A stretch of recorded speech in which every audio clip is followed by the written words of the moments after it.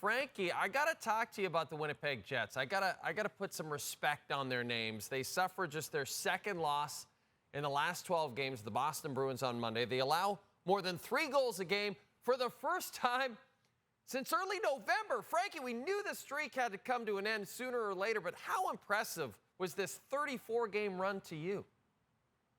Really impressive, Jay. And maybe the thing that impresses me the most is, listen, if you play in the NHL, there's going to be nights where you're going to run into really good teams, some of the best players in the world, and those guys are going to be on heaters. They're going to fill the back of the net. And then the other thing, from an individual perspective, there's going to be nights where you just don't have it. And sometimes as a group, you just don't have it. But for them to be this resilient and play this stingy defensively has been really impressive. They've really bought into this identity as a team.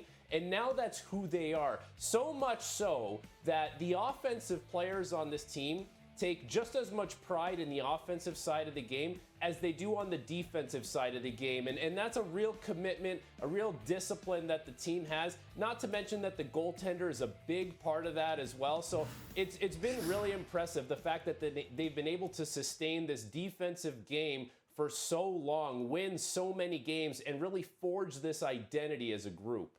And the Jets and the Vancouver Canucks continue to sit near the top of the standings. Frankie, it looks like these teams are for real. So as we head into the trade deadline, what is one addition you would consider ideal for each of these two contending teams?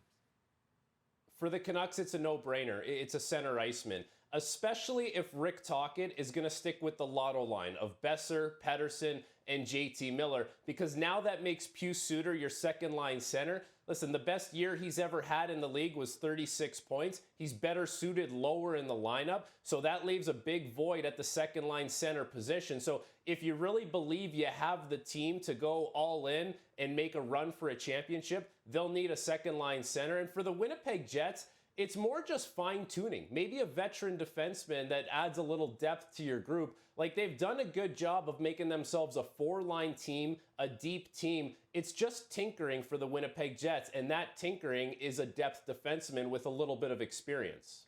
TSN Hockey released the latest power rankings on tsn.ca. Frankie, the Edmonton Oilers, who've won 13 straight, are tops in the power rankings after their disastrous start. It's amazing, but in your opinion, Frankie Corrado, are they truly the best team in the NHL right now?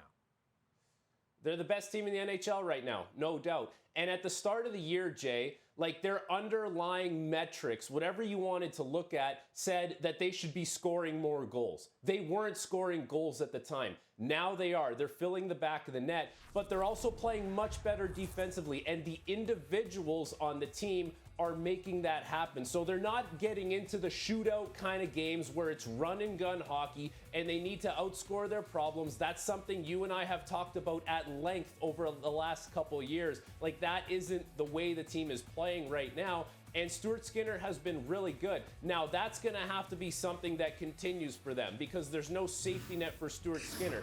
He's been great, but that's the one thing that really needs to continue for the group, because, yes, they're going to score goals. As a group, they've made a lot of strides defensively. And as a team, like, they've really come together now as far as playing the right way, or the right way that makes them win. The goaltending is going to continue to have to be solid here going forward.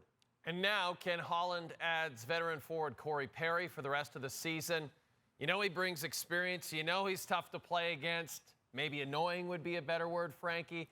Given, though, how things ended in Chicago, are you concerned at all in any way that he might be a disruption? And overall, Frankie, I'm just curious to get your thoughts on what you think about the signing.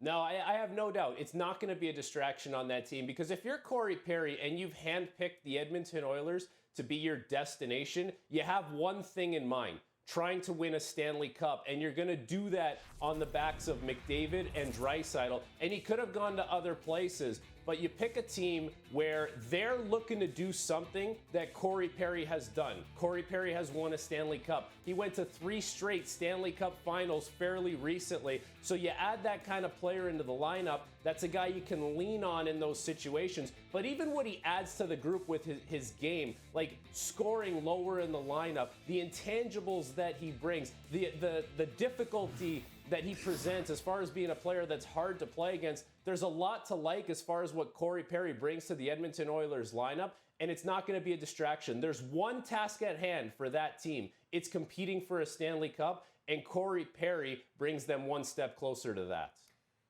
Let's talk about the Toronto Maple Leafs. They are getting set for a home-and-home with those Winnipeg Jets that we just talked about. Toronto's lost 5 of their last 7 games. A lot of conversation surrounding this team lately, frankly, is basically, are they a contender or a pretender?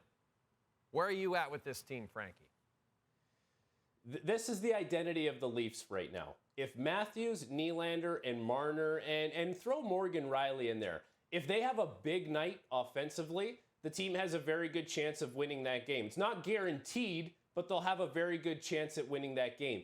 And beyond that, that's who they are. They live and die by their superstars, and that wasn't the intention going into the season. The intention was for them to be a harder team to play against. And some of the pieces that they've brought in haven't exactly made them that much harder to play against. Goaltending has been an issue this season. Martin Jones has been playing a lot. Ilya Samsonov is still trying to find his game.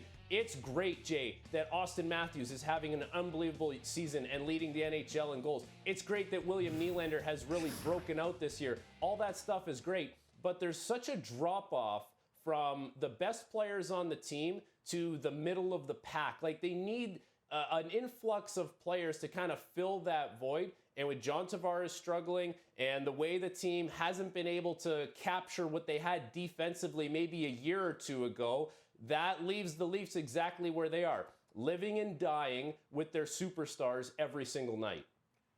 Speaking of superstars, Patrickw, Frankie, what a guy. Picks up a win in his Isles coaching debut Sunday.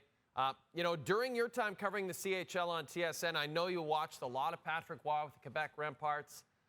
Curious, though, to get your initial reaction to this hiring. I thought it was an interesting fit. Is it enough to make the Isles playoff contenders? It should be. Like, there's going to be a shock factor with Patrickw coming and taking over that team. But I'll say this about Patrickw and his time in the QMJHL. I played 4 years in the OHL. We've been doing the CHL on TSN for a couple seasons now. I've never seen a junior team that disciplined, that detailed, that structured like the Quebec Remparts were last year when they won the Memorial Cup. It was pretty amazing. You think of junior hockey and you think of these crazy momentum swings, giving up leads. There's so much that can happen in a junior hockey game. His team was so focused, so disciplined, so dialed in. And think about the journey that Patrickw has been on here as a coach. He came into the NHL, he was loud, he ruffled a lot of feathers. He's had some time to reflect now and maybe not change the way he does things, Jay, but refine them a little bit, tweak things a little bit so that he can still get the most out of his group, but not lose them along the way. And I really do believe that Patrickw is going to find a way to do that with the New York Islanders. With that being said, the Islanders are an aging group. They're not the fastest group. They should be much better defensively than what they've shown this season. I expect Patrickw to get the most out of that group defensively more than anything. Well, nothing would have gotten him to shave that beard but Lou Lamoriello's rules. So now we see the babyface Patrickw. It's kind of cool to see. It's like he's playing, it's like he's playing again, Frankie. He looks so young. I know. Like my first day getting to Toronto, I actually had a little bit of scruff, Jay. And I went up to Lou and I said, Lou, I understand the rules. I'm going to shave as soon as I possibly can. And he looked at me and he said, Frankie, they're not rules. They're expectations. And he walked away. Frankie, you're the best. Great chat with you. You're going to be on the panel for the top prospects game coming up. Looking forward to that. So we'll talk to you then, okay?